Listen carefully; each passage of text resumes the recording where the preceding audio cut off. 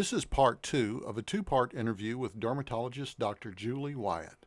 For part one, check out, are turpentine and mineral spirits really that dangerous? Earlier we were talking about, how other things in the art world can affect the artist. But now I was wanting to focus on the human body as the canvas because from what I understand, we have things like tattoos that go back thousands of years. I think it's Utsi or something like that. The man that was found frozen in the tundra, several thousand years old. He had Mhm. tattoos. So tattoos have been around for a long time. But Mhm. that being said, I'm 59 years old. When I was 50 years ago, when I was in the single digits, nobody had tattoos. The only people who did were people in motorcycle gangs, sailors, and circus performers. And I mean, that was literally it. You just, Mhm. now, I just looked on the internet, that bastion of all truth, but uh, um, I think this is probably pretty accurate that 42% of adults in the United States have tattoos. That 30, sounds right.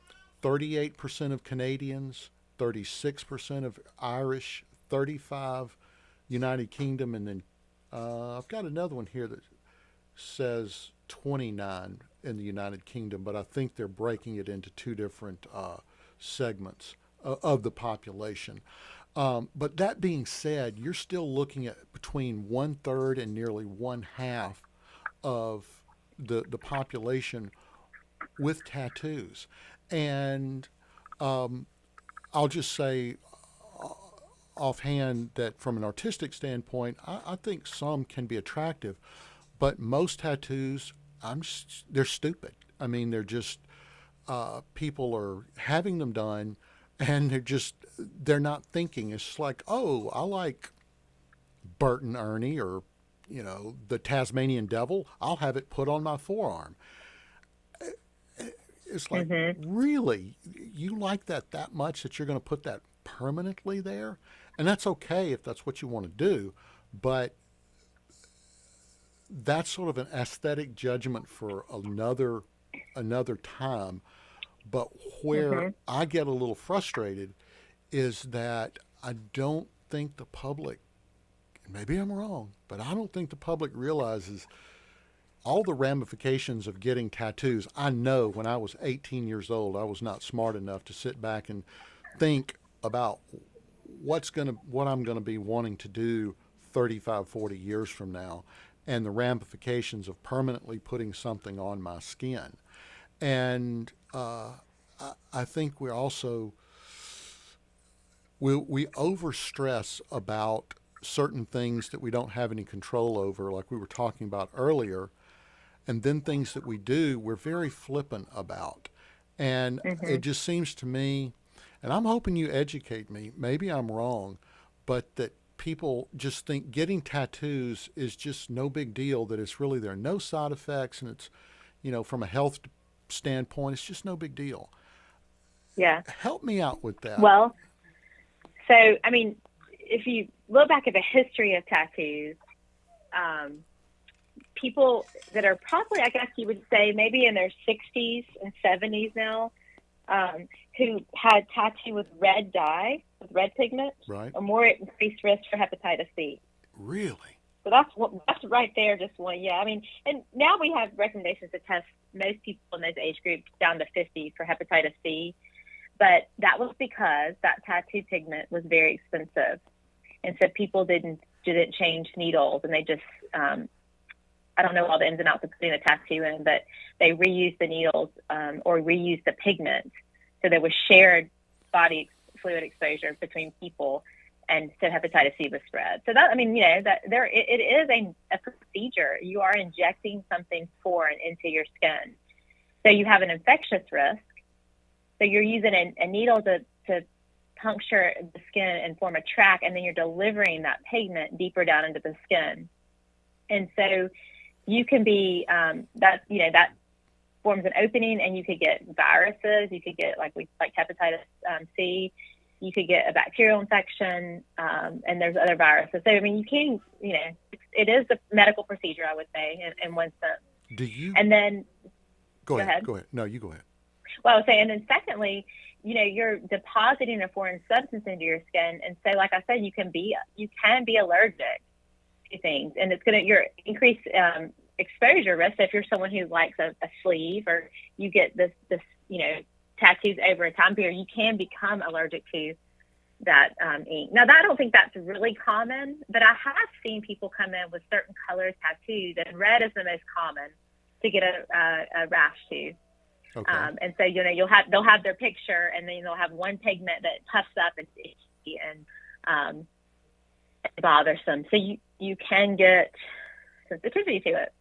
And then let me say one more thing, Bill. So the third thing is that I think that's important to know is that, yes, we do have ways to try to remove a tattoo, and I put remove in quotes, but you really cannot fully extract all of that pigment out of the skin.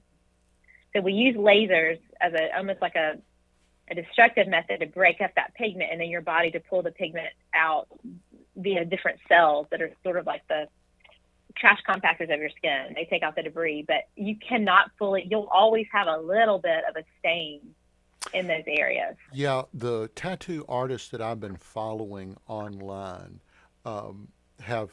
they try to convey that to people, is that there's no such thing as truly removing a tattoo. You can knock it down tremendously, some colors more than others, and usually if you remove, you're going to want to put another tattoo on top of it, because if you don't, then you've got just this ghost image there. And that would look worse than having the tattoo. And let me just say this earlier, and because I may have offended some people earlier with my vehemence, and that's okay. I don't necessarily mind offending people. I just want to do it on purpose. And this I wasn't doing on purpose. It was just, it's not the art form that I have a problem with. It's that especially young people are so susceptible to making really poor choices. And we are talking about a subject that I remember someone I used to listen to on the radio who was a psychologist that would talk about suicide, and she'd say, suicide is a permanent solution to a temporary problem. And the way I see a lot of this body modification stuff is people have some issues, especially young people, and they're doing all of this stuff to their body that's permanent. And it's like you want to tell them, you're going to grow out of this, you'll change, and it's okay to get tattoos, but just be aware of what's going on with your body and the long-term effects. And I will just admit, I wasn't just stupid when I was young. I was industrial strength stupid. I'd be so embarrassed if people knew the dumb things I did when I was a kid. So I'm not pointing a finger of indignation and saying, oh, you're so dumb. I'm saying I was right there with you, and I am so glad. When I grew up in the 60s and 70s, it was physically impossible for you to go get a tattoo at a young age. There were hardly any tattoo parlors, and the ones that existed were in the seedy side of town, and they would have never tattooed someone in their teens or something. And now you got mothers bringing teenagers in. But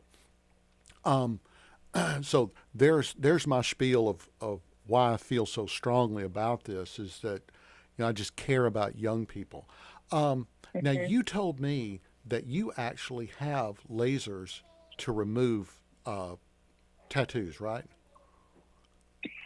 You mean in my clinic? Yes. Well, no, I do not. Okay.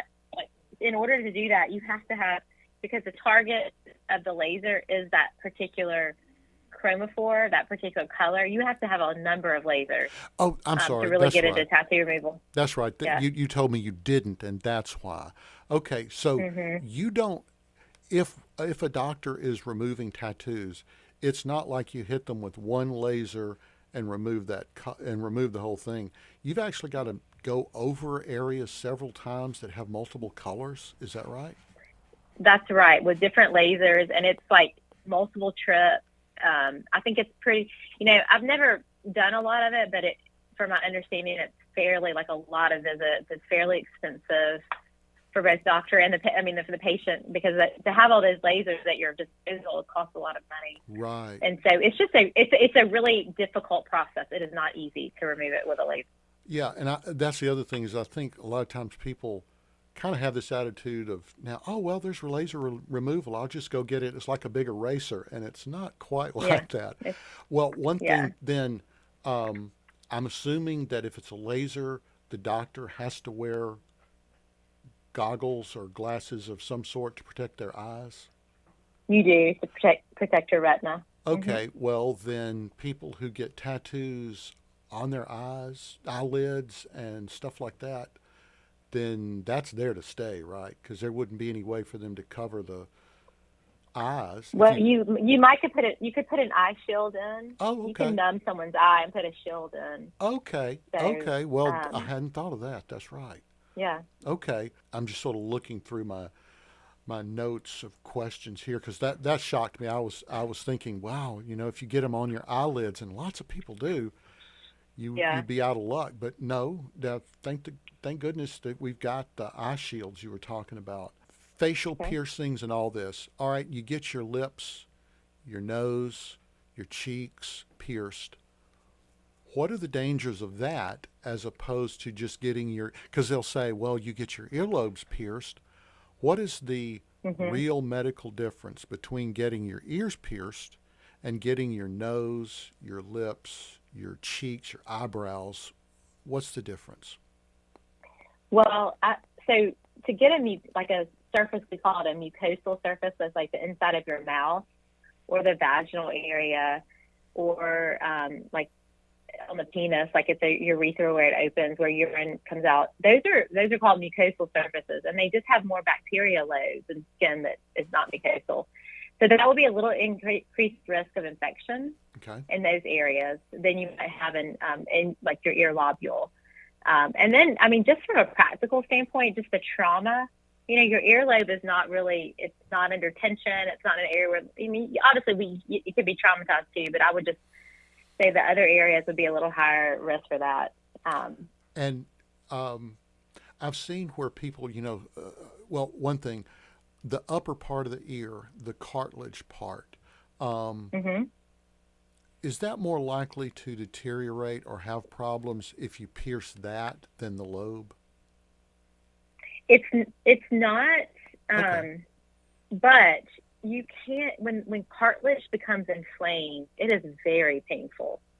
So if you were to get just any kind of just subtle irritation, or if it got infected, it's a little bit bigger problem than if your skin gets infected. Oh, really? Okay. Okay. Hmm. Um, well, if you get on the internet, you'll see people who will pierce, oh, like I said, their nose, their cheeks, and their lips.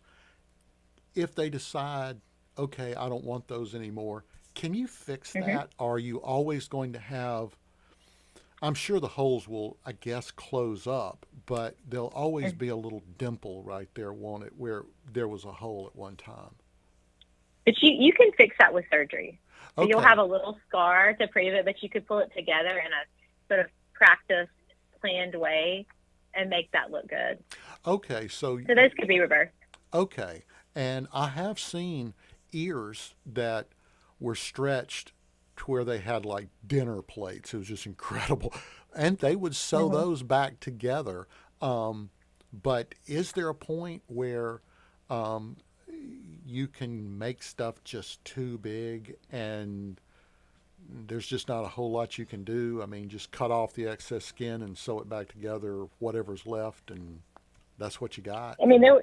There would be a point where it's going to limit what you're able to do. So it's almost like having a large stretch mark. Stretch marks are a scar, right? And we don't Right. have a way to get rid of scars. So if it stretches that much, then, I mean, yeah. yeah, I've seen some pictures of people. Now, some of these, again, they're carrying it to an extreme, but where I'm going with this is that the extreme is being redefined so that, Mhm. I just saw a picture this morning of a guy that had the earrings that, were, like I say, about the size of dinner plates, it seemed like, for his ears. But he had also probably bigger than nickel, almost not quite quarter size hole on either side through his nose. And so you could actually Wow. see through. And on his mouth, they now have these, I don't know, these discs that you can insert on either side of the cheek, and you've got a Mhm. hole the size of a quarter or a 50-cent piece on either side. You've got a ring that is there to kind of keep the flesh from collapsing in, and then you got caps that you put on either side to, so you can eat and swallow and then pop them back out so people can see through your mouth, I guess. Um, Oh wow. is that fixable? I mean, a hole that big, could you fix that and it not be just a terrible scar left? Um, on the mouth, I, you have enough extra tissue, to pull that together. Probably. I mean, it'd be expensive to repair. The Okay. plastic surgery could do it, and then on the nose, that's a pretty large defect on the nose. Okay. And I would worry. I would worry about that from a health standpoint. Both of those. That's not healthy to do. Okay. I'll just make a statement. That's not healthy to do. Um, um, what about what? um, Go ahead if you well, I had. was saying just for the nose, that would take extensive tissue rearranging to Okay. get that to closed, or you could always graft it. I mean, so things can be done, but not a smart move from a health standpoint, Okay. in my mind. What about you see belly button tattoos? Is that a big deal, or is that just you got a little bit extra skin there? It's no big deal. No big deal. You mean Okay. is that a big deal to pierce it or to tattoo it? To pierce it. To pierce it. I think those are, to me, that might be a high risk for infection, Okay. but it's not going to harm. It's not a harmful thing. Okay. But I mean, for all you young folks out there, it does stretch and it doesn't look great. It doesn't age well. um, what about nipple piercing? Is that Mhm. um, I don't plan on breastfeeding anytime soon, so it wouldn't bother me if I were so inclined. But for, Yeah. okay, an 18-year-old girl, 18-year-old woman, okay, and she wants to get her nipples pierced, is that going to be a problem for her down the road if she wants to Maybe. breastfeed? I mean, is it like, you mean if she still had the opening intact, if Yeah. she was still pierced while she breastfed? Yeah, I Well, wouldn't. I mean, is it something where you could take the jewelry out and the baby breastfeeding and stick it back in? I mean, I honestly don't you know. could, yeah, you could, but that sounds like a painful type of thing. But yeah, I mean, potentially you could. Again, it's sort of like asking for trouble. Okay. Well, um, what's so funny is, I mean, the different parts of our bodies, we got them, but we don't really know that much about it. And so, um, mhm. I, you'll have to help me because I Well, don't. let me say this, Bill. So the milk glands and the ducts are way back behind the nipple, so they all sort of come together at the nipple. So, I mean, like let's say you had a nipple piercing and then it got infected and it scarred down. That could cause some obstruction of the milk flow. Okay. That might be a complication down the road. Okay. And you may have some funny drainage, I guess is the way to say it, if you had an intact piercing. So it's a functionally important anatomical site. So I think that's what I'm saying. It's kind of asking for trouble. It's something that I don't, from a medical standpoint, could be okay, but it could cause problems too. Okay. Lots of people are into all these genital piercings and stretching and stuff like that. Now, I know some of this would Mhm. get off into urology, and so it might be where you weren't comfortable talking about that field entirely, but I mean, I've seen Mhm. some really crazy stuff. What are the dangers of doing genital piercing? Is it more just urological, or is there a lot of nerve damage potential, or is it no big deal? Well, I would, again, it goes back to those are mucosal surfaces, and so have a little bit different bacterial load on them. So I think a little bit increased risk for infection than if you did it on other sites. Okay, so you're Um, saying a little bit, so it's not really a profound problem that, like, I just all I can go on is what I see. I don't see a lot of problems with it in clinic, okay, um, but I do think it's higher risk than piercing like the nose or the ear, okay, the lobule of the ear. okay. And with stretching the tissues, is again that something where you can just patch it back up or sew it back up? Or, I mean, if people stretch different body parts and you can just, like the ear, just sew it back up or something? You could probably do some sort of repair, but it would not look normal. And would So it, you're not going to come back just to normal. I mean, skin is, it's highly elastic, and but you can't once it's been stretched like that. It doesn't. You'd have to cut out the stretch part and and so that's and getting, really kind of replace it with scar. Yeah. and that's getting rid of a lot of nerve tissue, right? So, like if you stretch a certain amount of your skin, whatever nerves are in that skin, if you cut that off, then you cut hmm the nerves off, or the nerves. Yeah, if you're speaking about like in genital skin, Yeah, yeah, I mean, I think that could be. And then when nerves regenerate or heal, they can heal back in an aberrant way where you have like a hypersensitive, painful, like not right kind of sensation. So right. you know, those are proceed with caution on those things. I would say. Yeah, yeah. And again, for a lot of people that don't keep up with this kind of stuff, it's it's just a growing phenomena, and hmm I'm seeing it.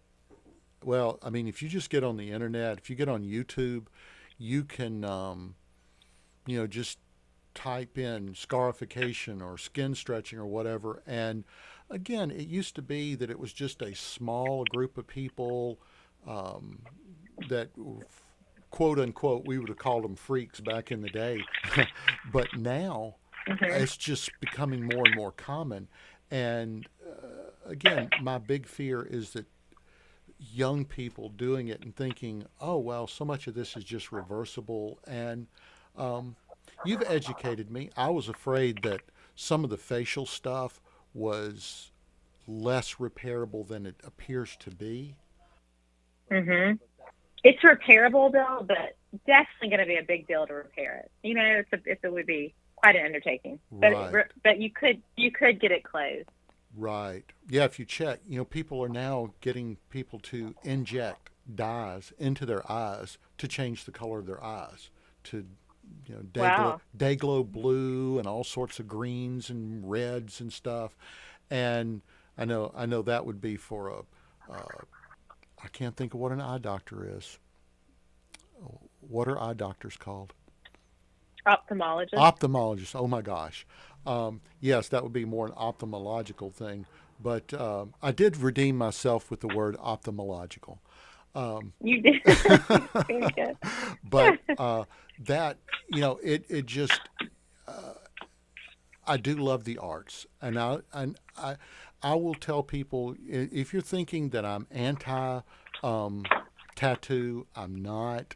I, I think they can be quite lovely. I think they can be interesting, but it's just a disturbing trend in our society that people are taking these things to such incredible extremes, especially at such young ages. And Yeah. I wanted to talk to someone that could you know give give you at least some understanding of what you're getting ready to embark on, because I'm guessing you're not anti-tattoo. I don't know. Well, I think I might be a little anti-tattoo, Oh, but okay. Well, that's fine. they from a style standpoint, but I mean, I think it is good for people to understand it from a little bit different perspective. It is a medical procedure in a sense, and it should Yeah. be regulated with higher standards. And you are injecting something foreign into your body, and there are things that that can that can occur, rashes, and different types of like swollenness and chronic issues with it. So it's just important for people to understand. And I have cut a few tattoos off of people that didn't want them anymore. So there is regret that occurs with it as well. Oh, one thing I did want to ask, actually earlier would have maybe been better, but okay, you've got someone with really heavily tattooed. Does it make it very difficult for you to be able to see about skin cancers and stuff like that, or does it really not affect your ability to detect anomalous skin cells? It does. I have had a few patients where there was a particular lesion within a tattoo that I was trying to look at, and it does, because I'm looking at very fine detail of pigment and things, that it does obscure it. So a lot of times I'll be more apt to biopsy it. Okay. Because there's things I can't tell about it. So I have found myself in that situation a few times. Right. Okay. Well, again, I'm asking a lot of these questions because I honestly don't know, and my opinion's worth what you're paying for it. But as far as